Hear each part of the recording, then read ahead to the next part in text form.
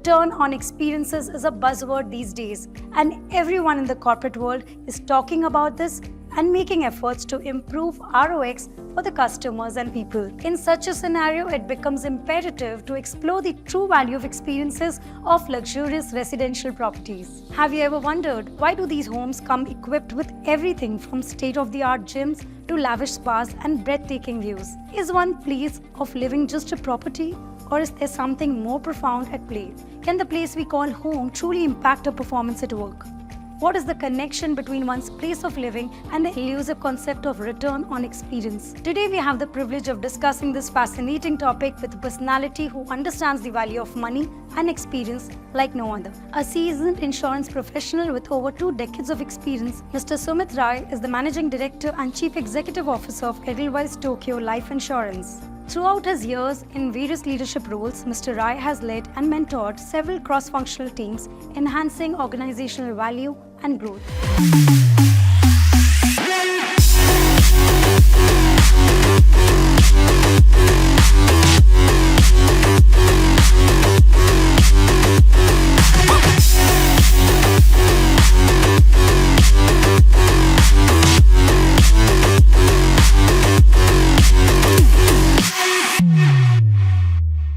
Thank you so much, sir, for making time for the show today. My pleasure, Italia. Good to be here. Thank you for having me. Sir, having been a leading name in the corporate world today, how do you look at this concept of return on experience? So it's an interesting experience, the whole concept of return on experience. People of my generation have grown up with concepts like return on investment. Yeah. Experience is very different from that. But if I look at what we typically call in our business as input and output, Yes. then in some senses, return on investment is the output that you get if you invest in return on experience, right? So that's, I think, the important part that I think we should keep in mind. The other thing that I think people also forget kind of a little bit is that we often define experience with the customer, Yes. right? So what is the customer experience? How's the customer transaction? How easy is it? How frictionless is it? So on. But always an important input into that customer experience is the employee experience. How satisfied is the employee? How committed is the employee? How important does he feel is it to give the customer a good experience? Right? The employee is the provider of experience in this case. And that's for the more traditional industry. And for an industry like ours, which is life insurance, distribution is a very important part of it. Our distributors, while not employees, are a very important component of delivering that experience.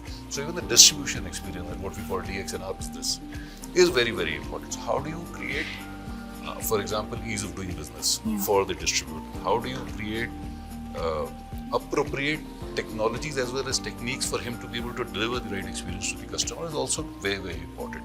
So so emerging field, 3 components, very distinct components, distinct measures, distinct matrices. But given the way consumers are in India, how aware consumers are in India, and how demanding consumers are in India, I think it's going to be always. We want the best at the lowest, right? Yeah, that's just who we are. So I do believe that return on experience is something we're going to see become a lot bigger because it will drive things like profitability and return on investment in the future. You know how beautifully you explained return on investment was the focus, but it is dependent on return on experience as well, as you've quite explained. I want to know why this importance to ROX has come up now. Is it a buzzword now only, or it was picking up to come to this space where in business world it is important now? I think what has become over the period of time with the introduction of things like technology and all, managing friction, reducing friction has become very, very important. How do you create a seamless transaction for a customer is very, very important. And I think a lot of it has to do with e-commerce. Because if you go and see what people like Amazon have done or Flipkart have done over so many years, is to try and reduce the friction in the journey at every stage. How can you do the most with the least amount of clicks is, let's say, how they describe it. And I think every other business has kind of learned from those experiences. Some businesses have always had a high value on experience. Airlines, for example, is always a high experience business, it's experience right? Driven, If you don't like the service of an airline, you don't like to travel on it. But then those high experiences businesses are increasingly becoming about providing the best experience at the lowest cost, whereas experience overall, I think in our country and globally actually, is becoming a much more important metric in terms of how do you make the journey seamless for the customer, and therefore retain the customer. Cost of customer acquisition is pretty high, right? So getting a customer in is one part of the equation, but getting the customer to stay with you is what customer experience management will kind of, will provide to you. I always thought experience is very subjective, but now I can see how the subjective thing can be made objective through efforts. Everything which is subjective in life can be converted into matrices and measured, is my belief. It has to be important enough for you to measure it. You will always find a way to measure it. So now it is very important for me to give you an experience of the place we are Absolutely. in. Let me take you through the living space we are in, as it has an important role in the experience we create. Absolutely. So let's go ahead. Sure.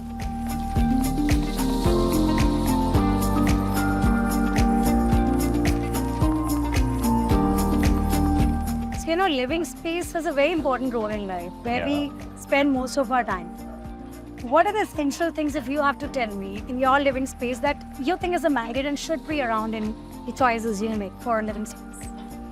First and foremost, a lot of sunlight. Lot of sunlight. I personally believe your living space should give you a sense of energy. Okay. If you're living, and I do believe that a lot of sunlight contributes to energy. Okay. So for me, one of the key things is, I'm not so much of a Vastu person or whatever. I don't really care about so much. But I do believe that the house, as soon as you walk in, it should give you a sense of energy. Seems like you're also a morning person. I am. Yeah. I am an early morning person. I love to see the sunlight, the first sunlight and so on. So yeah. But what do you feel when you walk in? Do you feel jaded? Or does getting into the house after a long day at work make you feel rejuvenated? I think to me that is very important, and as long as that can be sorted, that's one part of it. And I think, then a lot of things. How do you furnish the house? What gives you more comfort? How's the lighting like? I think lighting is something which is underestimated. Yes. I see a lot of, these very fancy lights, but they don't necessarily serve the right function, which is to provide energy to the house. Nowadays, people have started focusing on different, like warm lights. Absolutely. And so lighting, like I said, to me, lighting, sunlight plays a very important role in what is the vibe of the house, what is the energy that the house creates. Yeah. So that to me is very important. The rest, the size and all are okay. That doesn't matter as much. But that the house should give you a sense of joy, a sense of energy, is I think very important, because that's where you spend time with your family. That's where you spend a good 8, 10, 12 hours of your day every day, right? And if you come out of that jaded, then the rest of the life is also jaded. Wow. So can I get a glimpse to understand where do you spend your maximum time in your living space? As I assume it is all lit up. So like I said, I prefer a lot of sunlight. Yeah. So during daytime, there's hardly any lights in the house. It's all sunlight. It's all natural light. It's all natural light. I live a little bit higher. So it's all natural light, and we have a nice terrace. So a lot of the time is on the terrace. Sitting there, morning, evening. The terrace, thankfully, is large enough so I can do my workout and all also there.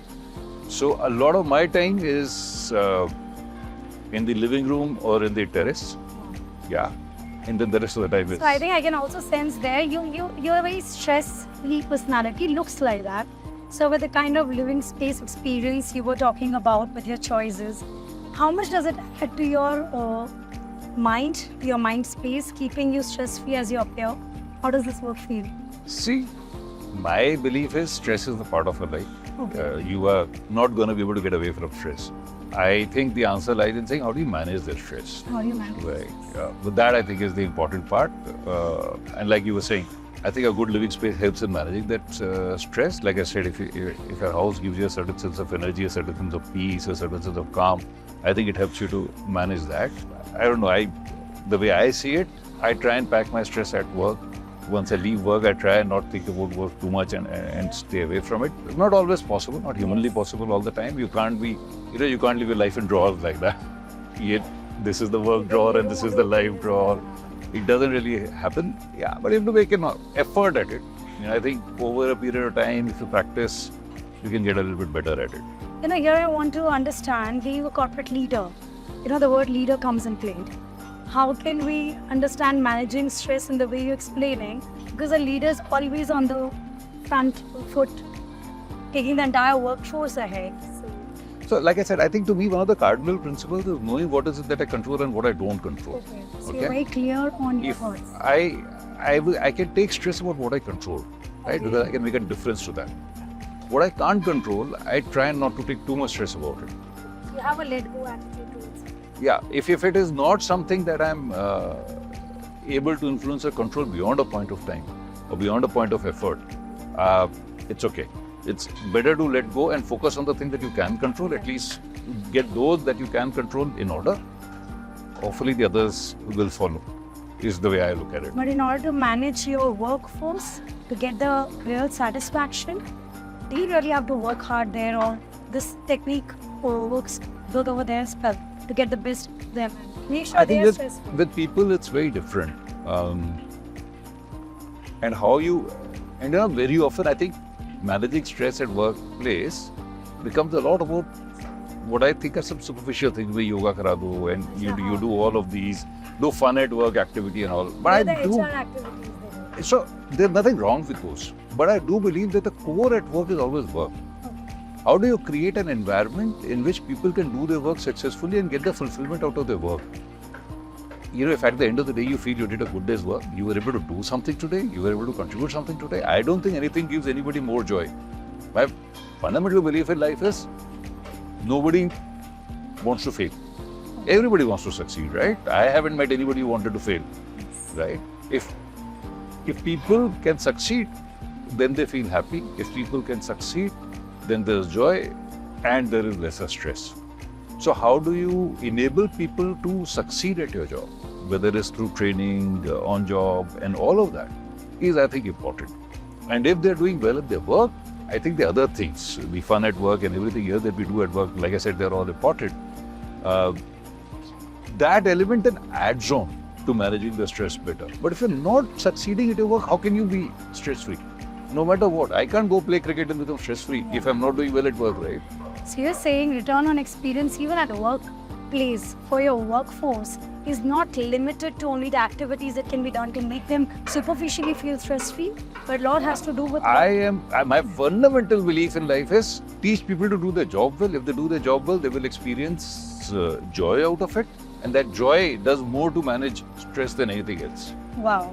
So there's also a return of experience created Absolutely. in the workforce. It's just Absolutely. not limited to the hardware that the Absolutely. corporate head has to take it out. Yeah.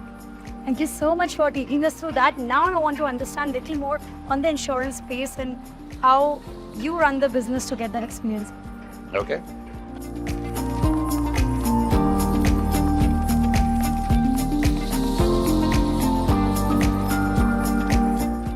So now talking about the insurance industry, something very close to you, very long time there. How do you look at ROX or return on experience fit in the insurance space? So for us in insurance, I think ROX is a very, very demanding concept. Okay. And let me put it why, especially life insurance. I haven't met anybody who woke up one morning and said, I want to buy life insurance today. Never. Okay. You might get up and say, I want to buy a house, I want to buy a car, I want to do this. Insurance, nobody wants to wake up and say, I want to buy insurance today, right? So insurance is therefore an evoked need. Somebody needs to sit across you and help you understand why you need insurance. When people understand, then it becomes important for them, but by and large, it's not something that they think of every day.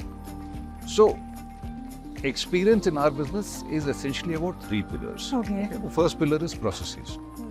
How do you create a standardized experience for the customer every single time? It's by following a certain set of processes. That is what will It should not be hassling and So you just figure out that journey. How is the journey? From let's say, if a customer calls my call center, what is the journey like? What could he ask? What are the typical queries? How do we give the answer? Are we giving the full answer or not? And so on and so forth, right? So processes is one part. The second part is training. If I've got these processes, my people, whether they're distributors or employees, have they been trained well enough to be able to use these processes and leverage them fully, right? And the third part of it, which is a lot more true today than it was even 10 years ago, that's technology. How are you leveraging technology in order to be able to create that experience? A lot of customers today are really in a very do-it-yourself mindset, right? DIY seems to have become very important for people. A lot of people don't want to talk to somebody. They don't want anyone entertaining or. I don't want to getting talk to somebody. I don't want to, question go and talk to an IVR and stuff not like even that. a recorded voice for them. Not even a recorded voice. So they don't want it, right? So then how do you create that experience for them? If their experience on that front is, say, derived from, let's say, an Amazon, okay, then they're looking at something similar from us. No. That hasn't been our experience in the past. That's not something that we are very good at. So it has Insurance to. industry has to match itself to the experience given That's what by I'm saying. e-commerce That is not industry. something that we've traditionally been good at. And so therefore, that's the journey that we are learning. In how do we create that experience for the customer using technology? It has its big upsides. And if you can leverage it well, obviously it has a significant impact on ROI. But it's a learning curve. So you think experience can actually help in the insurance industry getting the right ROI? Oh, absolutely. Absolutely. So this We is are the essentially. missing link you think you had for so long? I don't think it was a missing link. Yeah. I just think it was never as explicit in its importance as it is today. These three pillars have been there forever. I've been in the industry for 20 plus years now, Yes. right? The three pillars were always there. But how do you leverage the three pillars to create experience, and how do you marry the customer journey to these? That is. These are a lot more explicit today than it used to be maybe 10, 15 years ago.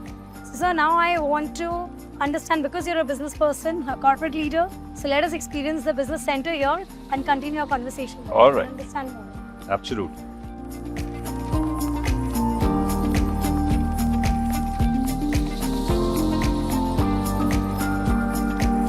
So now that we are sitting in the business center, let us talk some business stuff. Sure. The real business steps that you have taken for your organization to improve the ROX, that is the return on experience in your company. Could you just help us understand? As I was saying earlier, three pillars: process, Training. and technology. Yes. Process and training is something that we've been working on for a very long period of time. It's part of what we've done since the inception of the company 10, 12 years ago. I think what we've done a lot of lately is around how do we improve the experience from a technology standpoint. Because that is where I think a lot of the customer expectations today are. A lot of customers, like I said, you don't do it yourself. They don't want to interact with anybody. So those expectations today are very different. Traditional businesses like ours, life insurance has been around for 200 plus years. We've struggled, quite honestly, to cope with it at different points of time. But I think for us specifically, for Edelweiss Tokio Life, I think we spent a lot of time in terms of just trying to make sure how can we use technology to help that interaction between the seller and the buyer become easier, smoother. So for example, today, when you buy life insurance, and this is the transition that I've seen within 20, 25 years that I've spent in the industry. It used to take 7 days to issue a policy in 2001, 2002 when we started, right? Today we issue a policy in 30 minutes. So you can imagine the. There is no paper in the journey today. The entire thing is completely seamless and digital, right? A distributor can take a customer on a call and walk him through the process in 5 minutes flat, right? These are things which I think sound very fancy, but actually for today's customer, they're almost hygiene. I don't think a customer today wants to sit and sign 8 pages. They're not the least bit interested, right? And if you don't do some of these things, you will not have customers, right? So I think that's at the purchase stage. At a post-purchase stage, how do you, a lot of customers in our business, even for service, go back to the distributor, Okay. right? So how do you provide everything to the distributor? That when the customer calls, the distributor is empowered enough to tell the customer that, look, this is your current policy status and so on and so forth, and then what you need. You want to change an address? Let me help you right now. So it doesn't need to go through a So it cumbersome doesn't process. need to go through a very long process. And when that happens, the distributor is empowered in front of the customer. The customer has even more belief in the distributor, right? So those are things where we've invested and we'll continue to invest a fair bit of money. And in the, like I said earlier, the do-it-yourself experience of the customer. How do we make that simpler? How do we make that easier? That is where a lot is happening. But what will happen, therefore, is that as you walk this trajectory, everything that you've done in your processes and your training earlier will also have to adjust and adapt and amend as we go forward. So it is a continuous process it's a continuous of process of cycle. transition You keep and- doing this, these things change, then you have to rewrite the processes again to say, how do I take advantage of this? Technology is evolving. Every day And the new so the platforms. speed with which technology is evolving, I think that force, it has increased in fold. If earlier technology was upgraded in 10 years, now I think in every 6 months you can see Yeah, a absolutely. change in Every the 6 months transition. I'm seeing a new platform coming in which is so much better than what was there, and new experiences we created. Look, I truly believe that what we've seen in India over the last 5-6 years has been, and the digitalization of the economy, the UPI, Aadhaar, and all of this, everything that is happening. I think we're cutting edge. We're Yes. better than anywhere else in the world. I go abroad and I find everybody so Yeah. primitive now as compared to where we are. Yeah. Right? Except maybe to the exclusion of China, which is also Yes. fairly advanced. China and some of the other Southeast Asian countries. So, I think all businesses, not just our businesses, but all businesses have to learn to get better at using technology, making technology the bedrock of the process of their training. Rather than it being earlier, it used to be, I will lay down the process, then I will teach people how to train, and technology will then exist to fulfill this process. And I think that cycle is getting reversed. Just one small understanding on that part is how much of training for the customers you have to do, because they're going on a DIY mode. So you have to train them also to experience it better. It's very interesting. I'm sure you use Uber. Yeah, I Right. still do it. Who trained you to use Uber? I think my friends would look around, It's very intuitive. Right? just got, yeah. It's very intuitive. You don't need too much training to understand how to run a Uber or a Swiggy or an Amazon, right? In any of these platforms, nobody trains These you. are adaptive. These are adaptive. And the UX, the user interface, the user experience is so simple that your grandmother can also do it. She's also very comfortable. So doing it, this right? is not going to be a challenge on their part that I So don't know how to use. increasingly, I think your technology, you also have to think through like that. Wow. That I have to design it in such a way that the customer doesn't need training. And That the that's customer that. can just look at it and intuitively know what to do. In financial services, highly regulated businesses, all of this is necessarily a little bit more cumbersome, a little bit more difficult to manage. And so there is some degree of education that is required. And that, by the way, is also a great way to engage customer. Yes. If I can create enough content, educative content, it helps the customer live a better Yes. life. So to me, that is also part of the experience.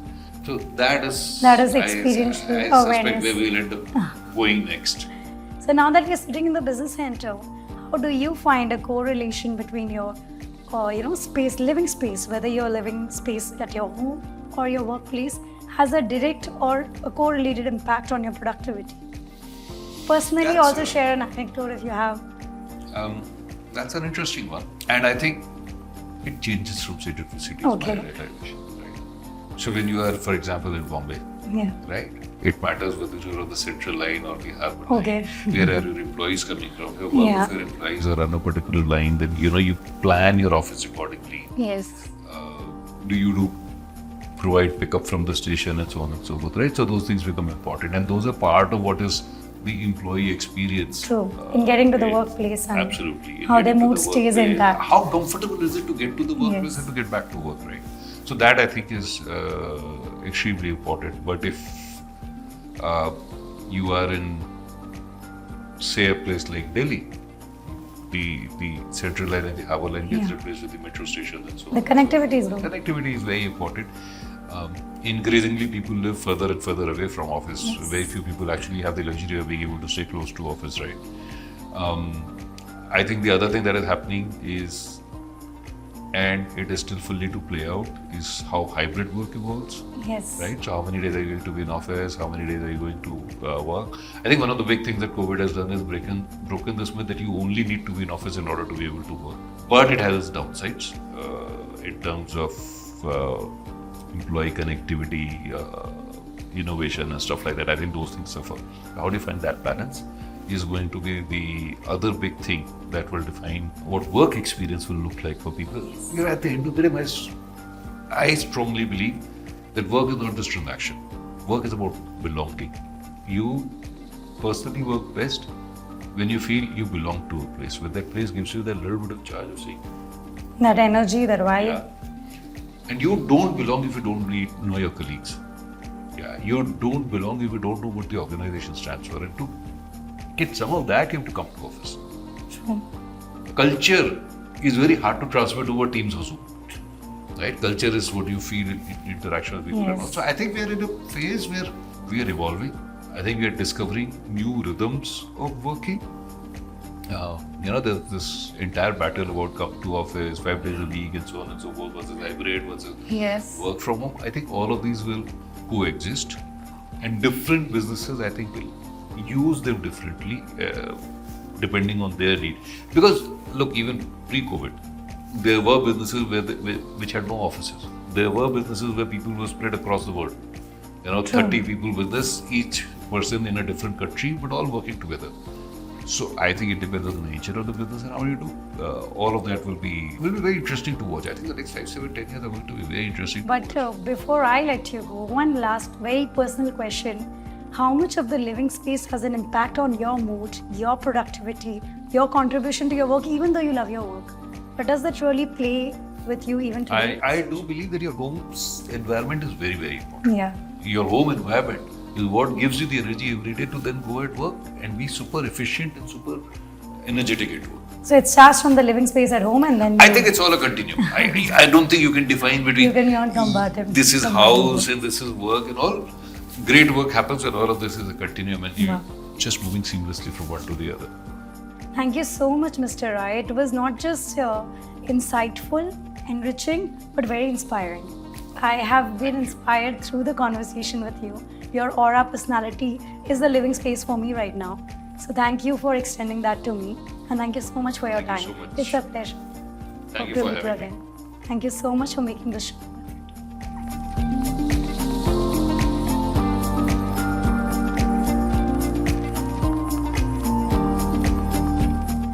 And with that, we have come to the end of this episode. I hope you found the insights shared today as enlightening and inspiring as I did. As we conclude, remember that your place of living is much more than your address. It has the power to be a sanctuary of success and a heaven of productivity. This is Anku Goyal signing off from 25 South, one of India's most luxurious living places where every corner exudes opulence and elegance. Wishing you all a productive and fulfilling journey ahead.